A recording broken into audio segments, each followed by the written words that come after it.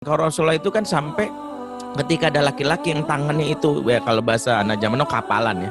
Kapalan itu gara-gara dia itu mengambil kampak untuk mengambil kayu itu. Rasulullah megang tangan itu dan itu didoain sama Rasulullah. Ya kata Rasulullah, ini tangan yang kelak terhindar dari api neraka.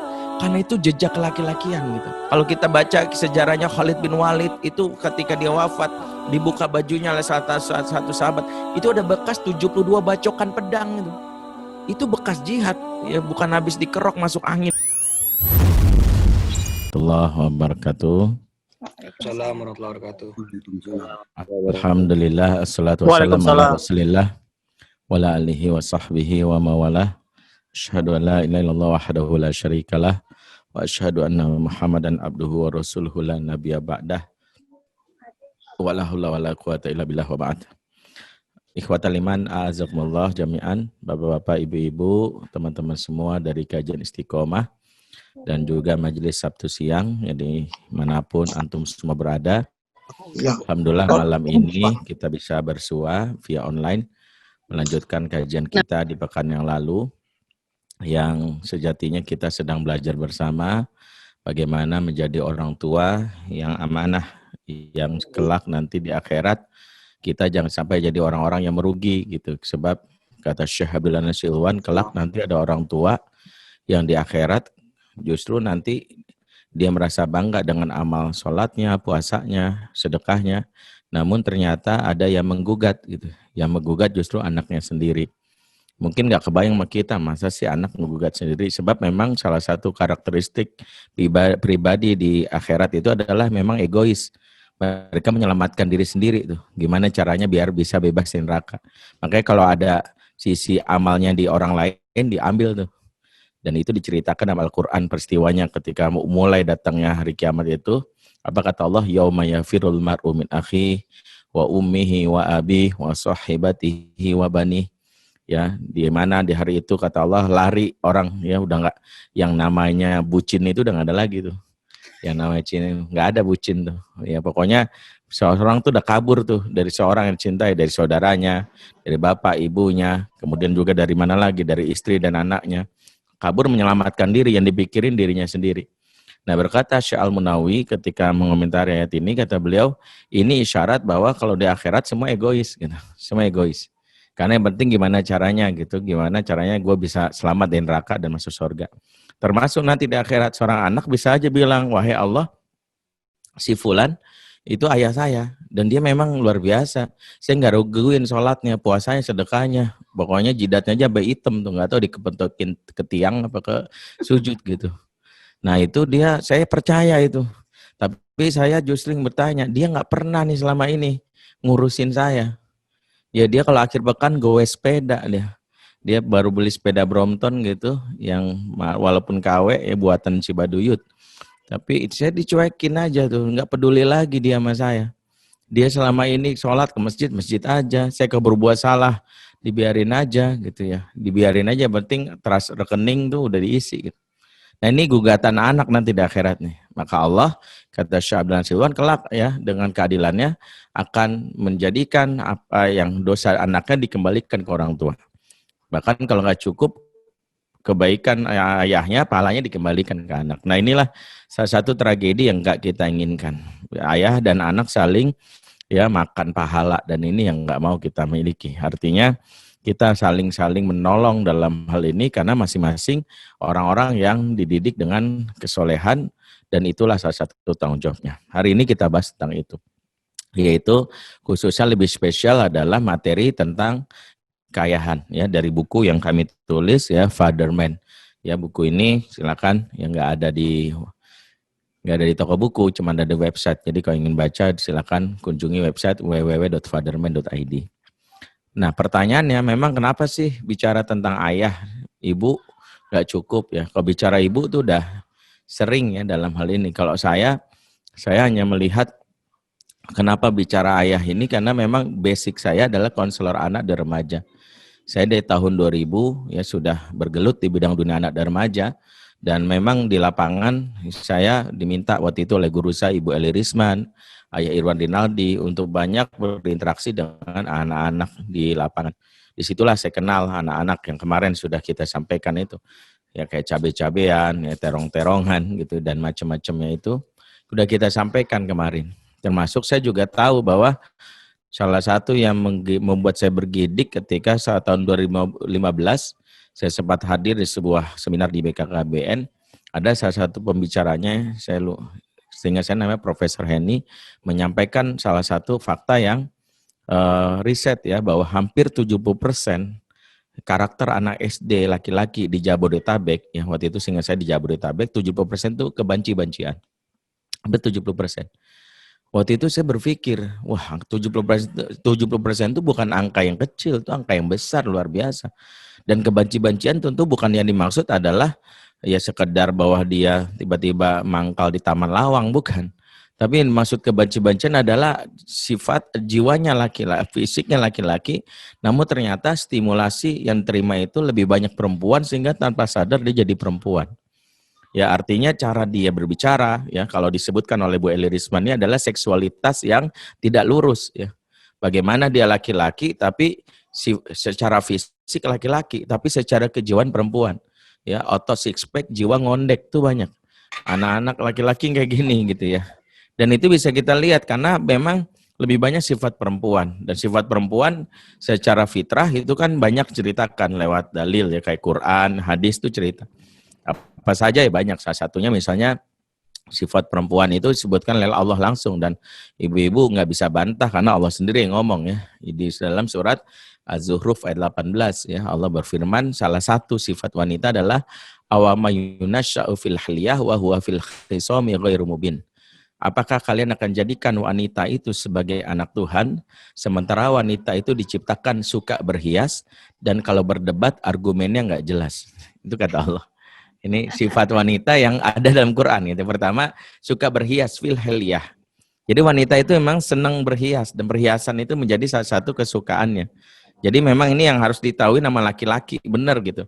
Bahwa kenapa ya kalau laki-laki kok istrinya udah mau kondangan, ya itu kalau udah megang pensil alis gitu kita masih sempat umroh dulu itu kan gitu ya ngerjain tesis itu masih bisa itu ya itu karena kalau ibu istri itu ya memang gitu ya Bu, Mbak Sil tahu lah dari mulai diukur lah dari jilbab itu sama kos kaki itu harus matching gitu tiba-tiba ya, harus rata Ustaz. Iya, antara alis kanan sama alis kiri kan harus simetris. Iya betul. Kalau nggak simetris ya udah pusing dia tuh balik lagi itu mulai dari awal. Enak tuh. Nggak enak gitu ya. Makanya itu salah satunya dan kalau kita lihat bahwa perhiasan dan dandanan ada ciri khas wanita, maka ketika sekarang laki-laki dalam tanda kutip hobi dandan, ya mohon maaf gitu ya. Ya mohon maaf akhirnya lebih banyak berhias, itu yang menjadi masalah bahwa mereka lebih memperhatikan misalnya ketika fitness center itu dijadikan bukan kebugaran lagi tapi sebagai pamer ke body untuk menunjukkan bagaimana kulit yang mulus, badannya six pack, terawat. Dan itu yang sebenarnya hakikat yang kita tidak berharap ini sebagai sebuah judgement ya, tapi itu yang kita khawatirkan mereka hanya kepada aksesoris tapi lupa kepada jejak laki-lakian yang sejatinya itu yang Rasulullah ajarkan. Kalau Rasulullah itu kan sampai ketika ada laki-laki yang tangannya itu ya kalau bahasa anak zaman kapalan ya. Kapalan itu gara-gara dia itu mengambil kampak untuk mengambil kayu itu. Rasulullah megang tangan itu dan itu didoain sama Rasulullah. Ya kata Rasul, ini tangan yang kelak terhindar dari api neraka. Karena itu jejak laki-lakian gitu. Bahwa laki-laki itu justru nggak peduli lagi. Dia nggak peduli lagi dengan besetan di kaki, di tangan, keringat yang mengucur. Ya makanya kita lihat ada kisah mat codet. Mat codet itu kan itu kayak sampai ada codetan di sini. Emang tuh laki-laki gitu ya. Kalau kita baca sejarahnya Khalid bin Walid itu ketika dia wafat, dibuka bajunya oleh satu sahabat. Itu ada bekas 72 bacokan pedang itu. Itu bekas jihad, ya bukan habis dikerok masuk angin atau habis main Mobile Legend itu PUBG kalah gitu ketika menang habis push rank itu enggak gitu. Enggak gitu. Jadi memang itu ada di laki-laki ya makanya kalau kita lihat ya memang agak kontras kalau laki-laki zaman now itu cenderung memikirkan penampilan ya itu saya tidak katakan sebagai judgement bahwa banci sekali lagi ada perilaku kewanitaan yang itu khawatirnya jadi ada di anak-anak kita dan memang kalau kita lihat tidak salah, karena memang bagaimana dia bisa meniru berdandan, ya karena waktu masa kecilnya lebih banyak stimulan ibu. Kebayang nggak ibu-ibu itu mau ke Indomaret aja mikirin dulu di depan cermin kan? Ya, kira-kira kan gitu ya. Ini anak ditaruh nih di depan nih, di sampingnya dia. Ntar dulu mama ini dulu. Mikir gini sebagainya. Mau kemana lagi mikir lagi. Tuh anak laki-laki akhirnya mikir, oh ternyata ke cermin itu kewajiban sebelum keluar. Jadi dia meniru apa yang selama ini distimulasi, tanpa sadar dia meniru itu. Nah, itu satu sifat wanita. Yang kedua, yang ini yang mungkin ya jadi kita maklum kenapa kalau wanita berdebat tuh argumennya nggak jelas. Makanya buat bapak-bapak yang menyimak yang ini, pahamilah kalau wanita udah berdebat dan kalimat pokoknya, disitulah kita cukup menjawab maha benar Allah dengan segala firman-Nya. Udah. Jadi nggak usah lagi komplain lagi gitu. Jadi kalau istri udah bilang, pokoknya mas, ya Allah engkau maha benar dengan firman-Mu ya Allah. Dan laki-laki sejati tidak pernah melawan atau beradu argumen dengan perempuan ketika ngotot segagah-gagahnya. Ya, Umar bin Khattab ketika istrinya ngomel dia diam. Karena memang nggak apple to apple. Karena itu bagi dia cukup didengerin aja gitu ya. Maka laki-laki kalau ngelawan adu argumen juga sama perempuan, nah ini bahaya. Cukup dengerin aja, ya bahaya dengerin aja. Ya memang di situ kalau istri udah ngomel, jangan penting ngomelnya juga, karena itu emosi lagi negatif. Tugas kita hanya dengerin, merespon.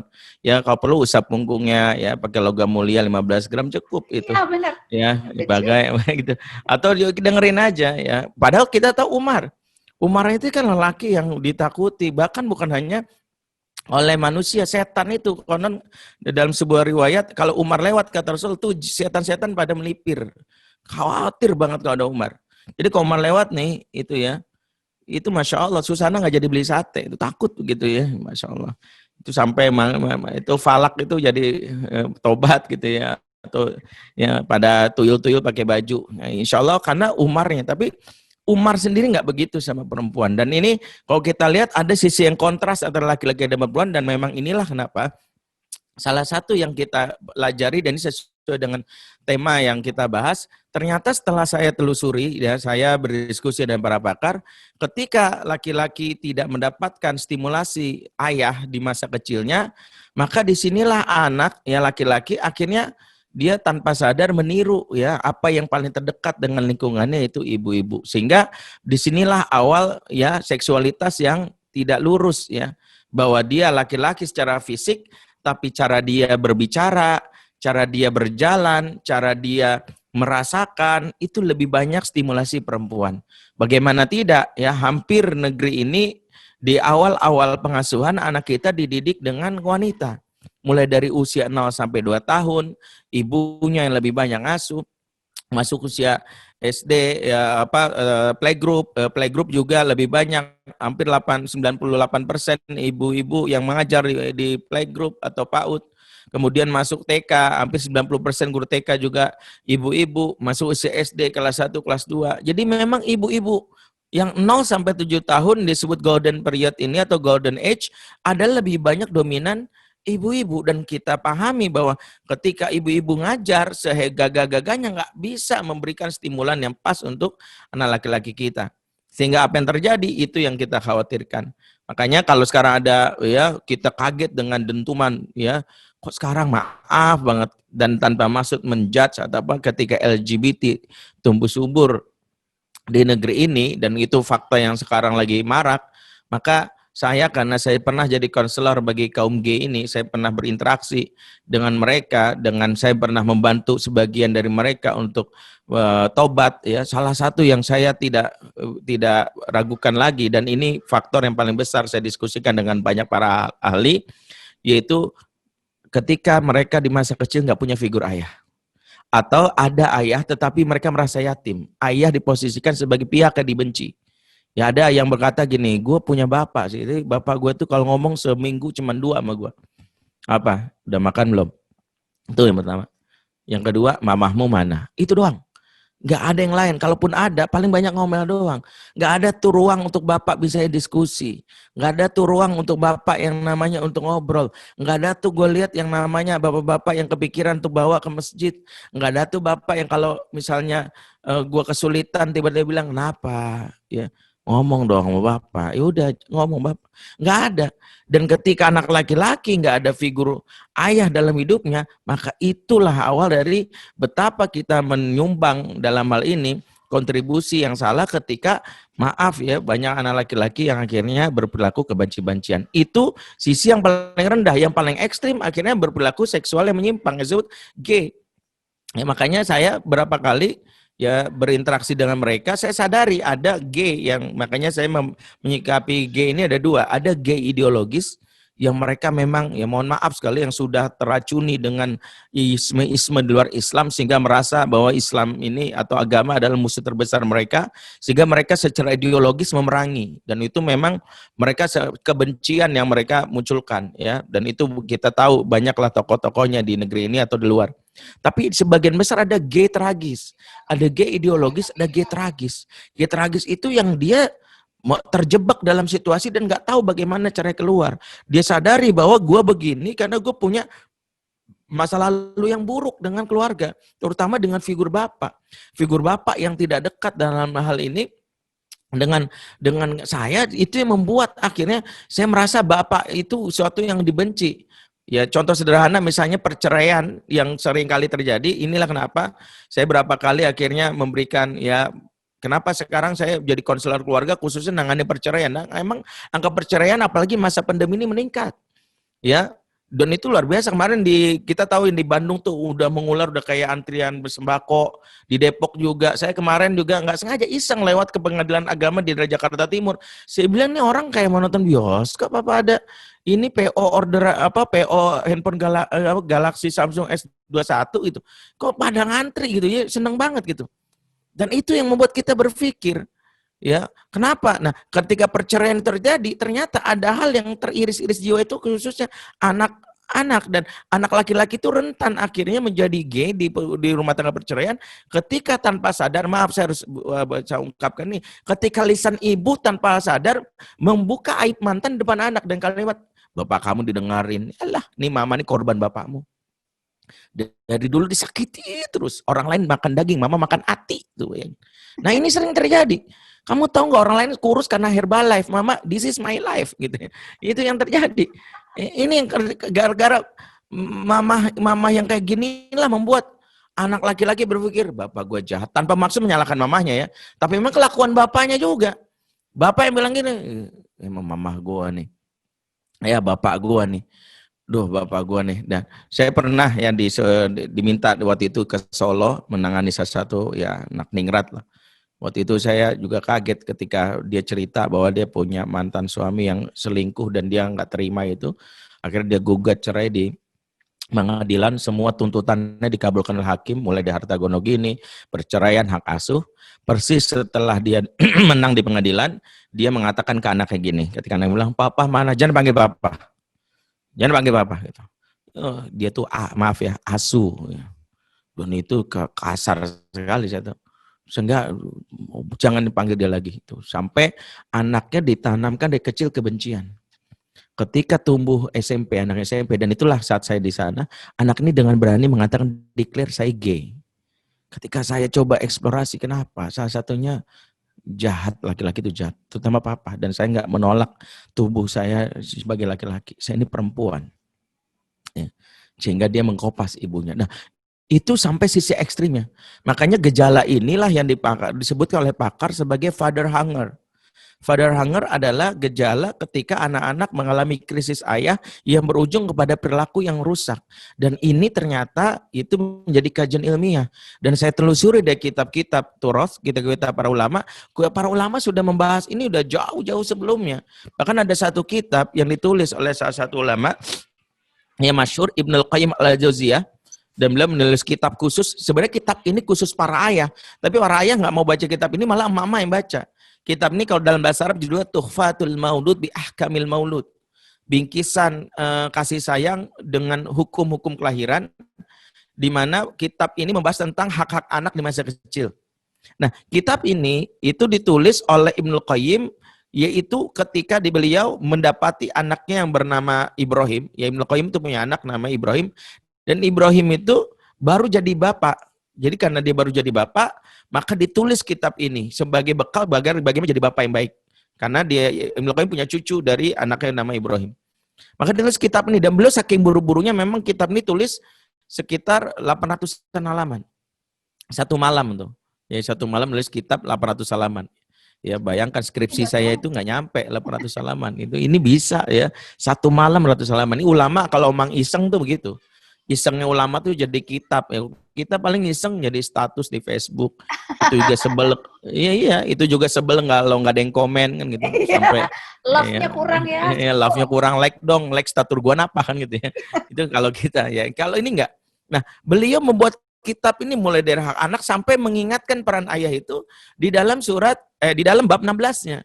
Dan beliau menyitir 3 kesalahan ayah, dan ini yang diingatkan. Kata beliau ya di ujung kalimat itu, wa idza tabartal fasadu fil aulad ra'aita amata min kibalil aba. Jika Anda amati kerusakan pada anak-anak, pada umumnya kata beliau berasal dari seorang ayah. Beliau ternyata melihat dari sisi ayah. Dalilnya panjang, kalau saya urai di sini panjang sekali. Mulai dari pertama, memang Quran ketika berbicara tentang pengasuhan ternyata memang berbicara lebih banyak ayah dibandingkan ibu. Lebih banyak ayah. Mulai dari dialog antara ayah dan anak lebih banyak ayah. Ya, ada 17 dialog dalam Al-Qur'an ya, ditulis antara ortu dan anak ya. 14 dialog ternyata ayah dan anak. Ya, ayah dan anak, mulai dari Ibrahim, Ismail, Yakub, Yusuf, Syuaib dan anak perempuannya, Daud dengan dengan Sulaiman dan macam-macamnya ya, termasuk surat Luqman. 2 dialog antara ibu dan anak. Ya, termasuk juga satu lagi dialog itu antara ayah dan ibu bersama dan anaknya. Jadi ternyata ayah lebih banyak. Bahkan ketika Al-Quran membahas tentang tanggung jawab anak itu dalam surat At-Tahrim, ya ayyuhalladzina amanu qu anfusakum wa ahlikum naro. Hai orang beriman, jaga dirimu dan keluargamu dari api neraka. Itu ayat itu membahas kum. Domirnya kalau bahasa Arab kata gantinya ku anfusakum. Anfusakum itu kumnya itu jamak lil mukhatab lil muzakkar. Jamak buat pihak kedua, buat laki-laki. Kalau buat perempuan itu yang disapa itu kunna, ku anfusakuna wa alikuna naro. Jadi yang disapa untuk menjaga diri keluarga adalah bapak. Jadi bapak nggak bisa cuek dengan anak, nggak bisa bilang giliran bandel bilang ini anak siapa nih? Mah anak kamu nih. Giliran bandel, anak lupa waktu bikinnya apa? Heran.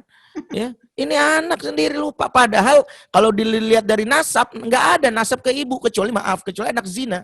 Nasabnya ke bapak. Anta wa malu kali abika, kamu dan hartamu milik bapak. Kata para ulama, ini menunjukkan karena anak milik bapak, anak bapaknya ditanya.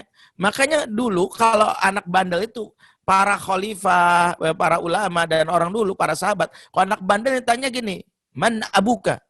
Siapa bapakmu? Gitu. Kalau anak zaman now beda, orang tuh zaman now beda. Sekolah aja kok nanya, kamu anak mamanya siapa gitu. Kamu anak bunda siapa? Jadi bukan ininya. Dan ini memang hal yang agak saya juga agak heran itu. Kenapa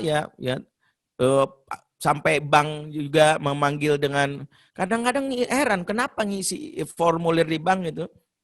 Ya, misalnya kalau kita daftar di bank itu kan, nama ibu kandung siapa? Kenapa nggak bapak? Kalau bank konvensional oke lah, yang bank syariah yang repot. Nah, nanya juga, kenapa ibu kandung? Walaupun saya juga paham dari sisi sejarahnya, karena kan bank itu dari barat. Barat itu ya demi otentifikasi keturunan, maka dia harus mencari telusuri dari ibu, karena mereka meyakini di barat itu nggak ada ibu-ibu yang virgin sebelum nikah, makanya pasti udah digauli. Karena itu mereka menuduh kalau nyari bapaknya susah, tes DNA dulu. Kalau dari ibu kan gampang. Ya tinggal dari brojolnya kapan, itulah ibu. Makanya dulu barat mengambil ketika bank itu nama ibunya demi ontentitas sebuah data gitu. Nah, diadopsi di Indonesia dan ke masyarakat Islam di bank syariah nanyanya ibu lagi. Itu kan selalu nuduh gitu, bapak lu nggak jelas. Dan ini juga tamparan ketika dianggap bapak nggak jelas, mungkin karena memang bapak-bapak sendiri nggak berperan dalam pengasuhan. Makanya jangan GR kalau ada cerita, maaf banget. The power of emak-emak ini justru menunjukkan bahwa laki-laki nggak bisa diandelin. Lu nggak berharga di negeri ini. Sampai emak-emak turun menunjukkan bahwa bapak-bapak udah nggak bisa diandelin. Anak muda yang laki-laki udah nggak diandelin. Ini kita krisis kelaki-lakian. Bermula dari krisis ayah, berujung ke krisis kelaki-lakian. Laki-laki sekarang nggak bisa diandelin. Kebayang nggak ketika laki-laki nggak bisa diandelin? Ketika menikah, istrinya aja nanggung nafkahnya dia. Maaf nih, saya harus terus terang ngomong gini. Istrinya nanggung nafkah. Nanti kalau debt collector datang, istrinya maju. Kamu aja. Kalau aku nanti digampar. Kamu kan mantan atlet taekwondo. Udah sabuk, udah medali emas kemarin maju. Istrinya yang maju. Di mana angka laki-lakiannya? Jadi krisis kelaki-lakian belum ada krisis saya. Dan ketika ada, ketika ada term the power of mama, saya termasuk orang tersinggung. Termasuk saya bilang, ya Allah, ini menunjukkan sampai laki-laki udah gak dipercaya, sampai negeri ini diberesin sama emak-emak.